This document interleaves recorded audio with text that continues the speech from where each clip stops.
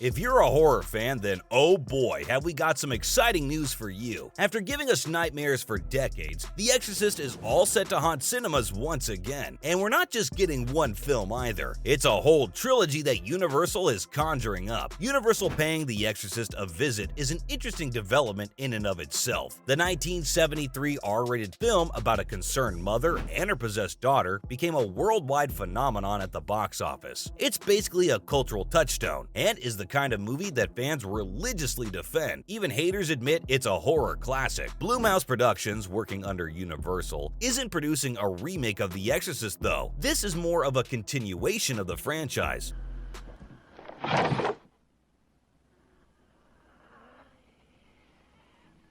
Did you do that?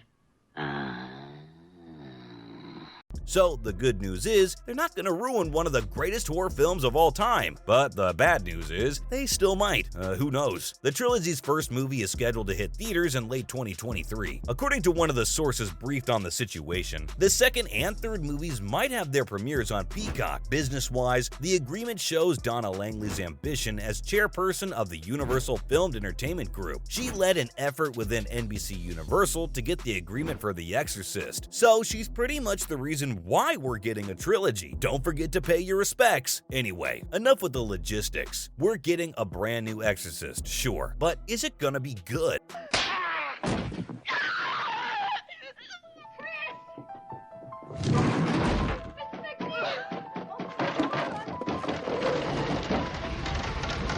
The series' legacy is in the hands of David Gordon Green. He's kind of this low-key, obscure director, you know? He put together this little indie group of films called the Halloween Trilogy, but you probably didn't know that, right? Well, your love or hatred for that trilogy might translate to how you feel about this one. Just saying. Green's Exorcist film will continue directly from the original classic, and he's planning on changing elements of the franchise's contentious canon. That's pretty similar to what he did with his Halloween remake. That said, there are still a few rules that must be followed for Green's new Exorcist to live up to the original.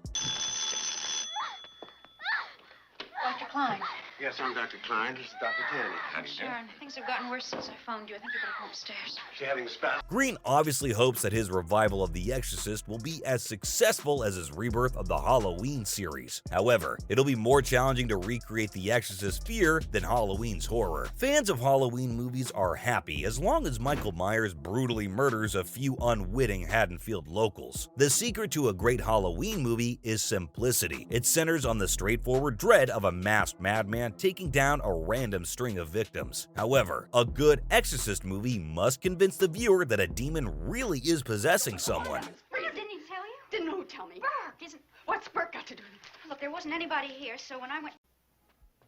What the hell do you mean going off and leaving Reagan by herself? Are you crazy? Her window's wide open the whole time. The original quickly rose to fame in 1973. We can't explain just how much the film has contributed to the legitimacy of the horror genre today. It was one of the first high-end horror movies to emerge from Hollywood, along with Rosemary's Baby and Don't Look Now. You've probably heard a few urban legends about it. Vomit bags were being distributed by cinemas at showings of The Exorcist, and moviegoers were so terrified by it that they needed to be institutionalized. Stuff like that ran rampant on the news during the hit movie's run. The devil had never before been portrayed to audiences in such a breathtakingly lifelike manner, and that sense of awe and terror must be captured in the new film. But how? You let him answer?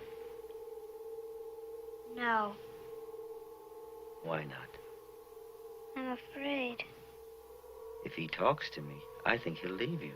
Do you want him to leave? For starters, the next Exorcist film has to deeply engage with Chris and her ongoing trauma. The feelings of a single mother who's unsure about how to treat her sick kid were a big part of what made The Exorcist so remarkable. Green must allow Burstyn the freedom to give Chris the same level of humanity that she gave the character in the 1973 original. Wait, pause. Burstyn? Yeah, you heard that right. Ellen Burstyn, who played Chris McNeil in the first trilogy, will reprise her role in the new trilogy. This is a surprise, really. Burstyn famously turned down the role in John Boorman's infamous Exorcist 2, which may have killed off interest in the series as a whole for decades. So her return is undeniably a positive. We still need a victim though. Who's getting possessed this time around? Well, according to Deadline, the lead in the first film will be played by Lydia Jewett. You might remember her from Black Panther. She played the young version of Nakia. On that note, let's take a look at the rest of the cast too. Down in pity. You killed your On this mother! your servant. You left her alone to Ready to die! raise Shut the- up! I'll never forgive you! Oh, Lord, Shut the up! devil's Bastard!